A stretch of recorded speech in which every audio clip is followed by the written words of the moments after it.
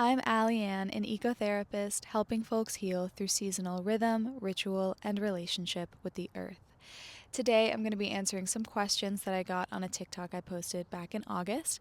The TikTok itself was on therapy norms that I break as a nature based therapist, but the questions were really more just about the job in general. I'm going to start with the most commonly touched on subject. So I got several questions in this same area, and that was, how did you get started on this path? What is your license, degree, credentials, training, etc.? And how can others get started as well? I'm doing this because it's cold and I need circulation. So I won't go into the whole story on why this was the job for me, at least not today, but I discovered that nature based therapy was even a career choice in the second to last semester of my undergraduate degree, where I was studying forensic psychology. I did a complete 180 and decided to pursue my master's degree after graduating in mental health counseling, specifically so that I could do ecotherapy. And as you can imagine, nature based work was not at all part of the education. I wasn't expecting it to be, but I compensated for that by really focusing all of my personal research and research papers. And I mean, honestly, any assignment where I could have personal input on ecotherapy.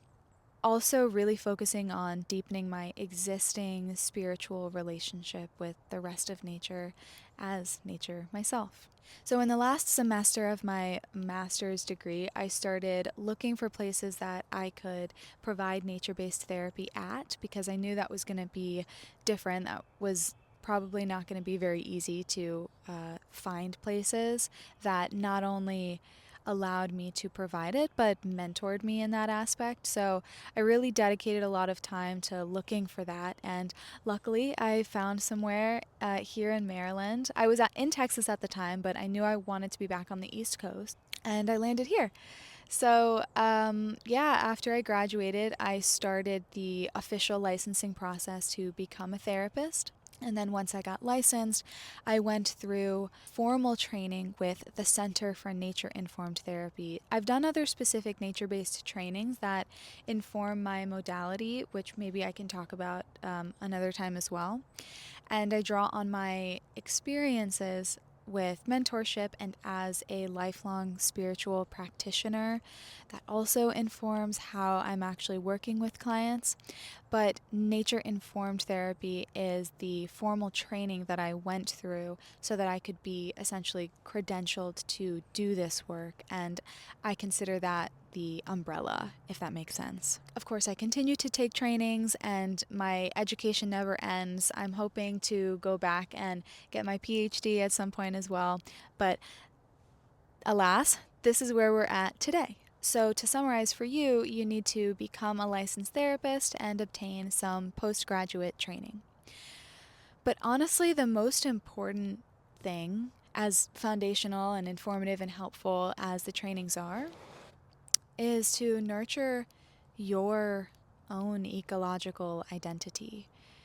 I find that nature based therapy really goes beyond having a nice, pretty green background while you're talking. That is awesome, but our natural allies, these beings that we co evolved and co created with for all of human history, have so much more to offer. And that's not really something that we know how to help other people connect with if it's not something that we have dropped into and embodied ourselves. The second most common question was on how I maintain confidentiality in an outdoor location.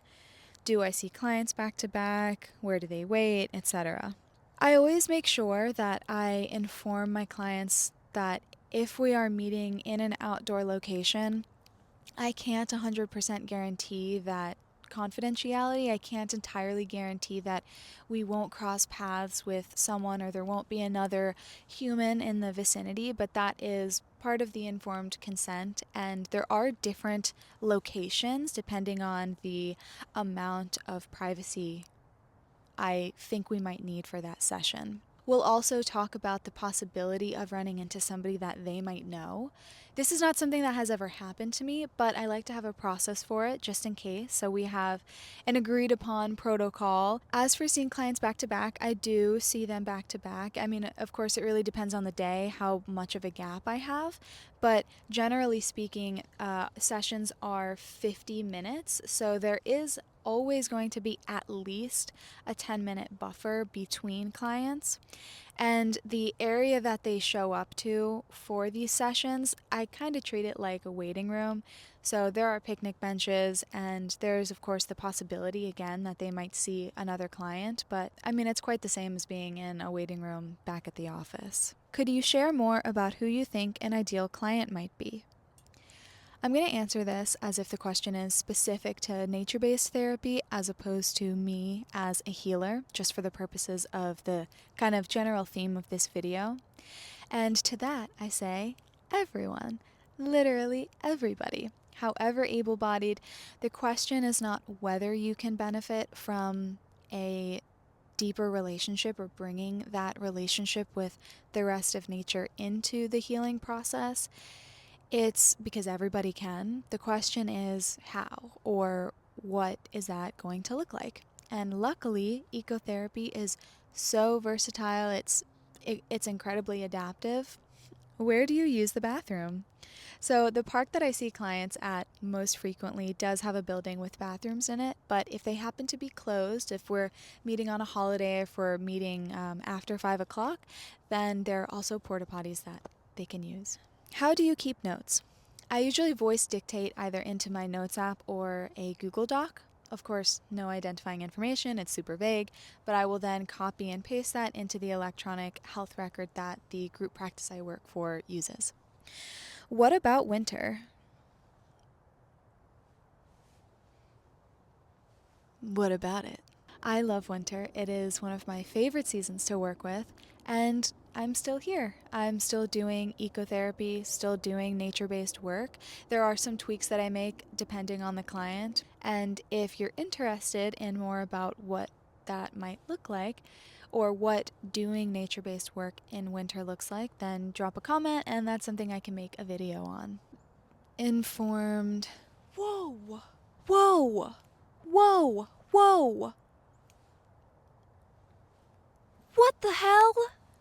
Is that not crazy? Okay. What would you recommend for people that need to be in office to integrate nature based interventions? Nature based work, ecotherapy can look like so many different things again indoors, but just some things to keep in mind are metaphor, visualizations, and guided imagery. Indoor horticultural therapy, having a nature inspired design, so a biophilic design, and that even includes the fidgets you might have in your office. I specifically do a lot of ecosomatic work. That's pretty foundational to my process.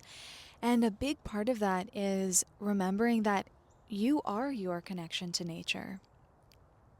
You know, the air that you are breathing, the body that is experiencing these feelings and holds these memories, and the brain that thinks these thoughts is a natural process. You are an organic being, and pendulating back into that as you are going through the healing process can be so incredibly powerful for people. How do you accommodate patients with disabilities, such as wheelchair users or people with chronic illnesses?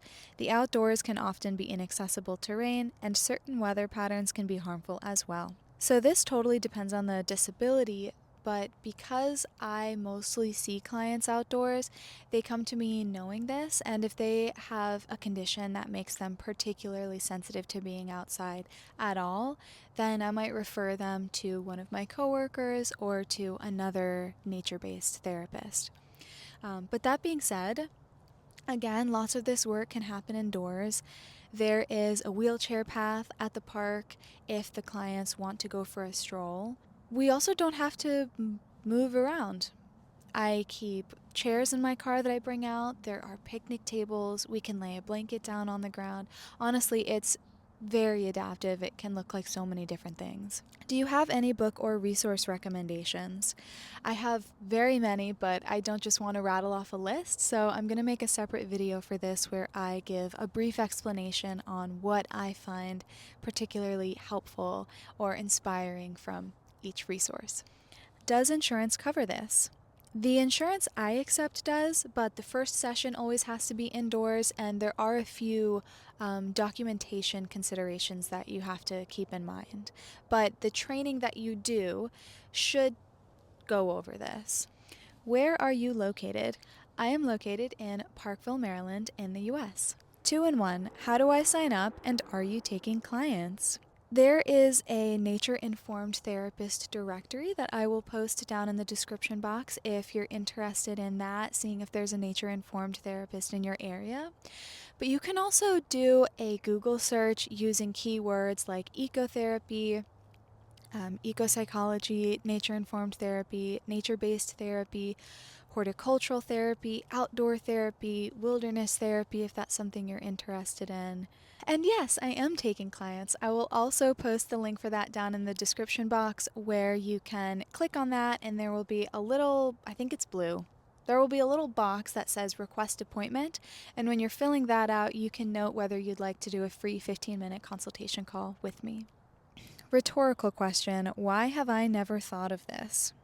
So I know this is a rhetorical question, but I'm going to answer it like it's not because it is very serious to me. It is a good question, and there is a long-winded answer to that, but for the sake of time and keeping this video brief, I won't give you a long-winded answer. Nature-based therapy used to be the standard. There was really no healing for our ancestors, the farther back you go, that didn't inherently involve nature. Even now, it still doesn't. When you think of modern medicine, when you think of being in a clinical therapy, like traditional talk therapy, you're still communicating with another human being. The medicine you're taking was still inspired by something natural. There's really just this illusion that we've been conditioned to experience that we are separate from nature. And if we don't see ourselves as belonging to nature or a part of nature beyond the intellectual thought, so beyond the, yeah, of course I'm part of nature, that makes sense, biology, but as an actual embodied sense, then of course it would be less intuitive to think of nature-based therapy. That hasn't been the standard offering for healing of mind, body, for a long time, at least in a lot of cultures, and the culture that I grew up in. And in the illusion of that separation, nature becomes no longer the expert in healing. Nature loses her credibility to most people, and it doesn't become something that you just think of off the top of your head. With that deeper sense of knowing comes the memory of the bonds your ancestors have built that are still in your blood and in your body and in the evidence of the very fact that you breathe air and drink water and eat food that comes out of the ground. And that memory alone holds so much healing capacity. But yeah, so of course it's not something that you thought of. What matters is that when you do think of it, or when you do realize the impact that other beings in nature have on your health, whatever kind of health that is, you tend to it. You tend to that fire and you share that fire. You bring other people to it. Anyway, if you made it to the end of this video, thanks so much for watching. Don't forget to like and subscribe if you want more content on ecotherapy and living in sync with our natural rhythms. Drop a comment if you found this helpful or if you have other ideas on things that you want to see. But yeah,